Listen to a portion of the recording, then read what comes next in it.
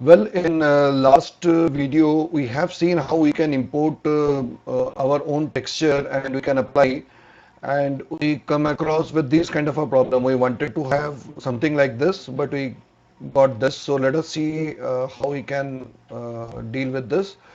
So let us go back to our material.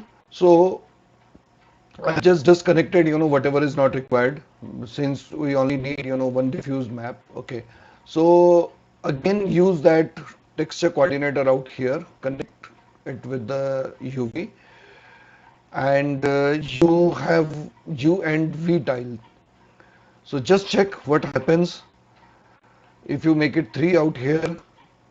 You can see, three different tiling on this direction, and if you change it here and let the other remains one, you see there is a three tiling difference here on V direction. So let us save it and see the result. See, this is here. So this is how we can deal with our images. I mean, based on your size of the mesh and whatever that you want to make it. So that is one part of it. Again, guys, my suggestion is create material instances. Even for these material, you can create instances so that it is very handy, and you can do a lot of changes out there. So likewise, there is nothing in the material instances. So what exactly you have to do? You have to convert all into, parameters. So I have already made in one of my instances. So here I have converted all into parameters, and the moment you make it as a parameter, here you can see the base color is the road. The moment you change it, you see an immediate result out here. Oh, it is,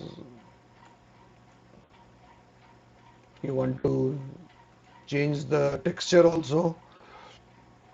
Sorry, my bad. You want to change the texture with something this, you get an immediate change, and wherever this material has been applied, you can see immediate change out there. So it is not applied anywhere. So I think it is here in my base material. So let us apply here, and whatever the change you want to make it, you will get it immediately. Okay, that's it for this video.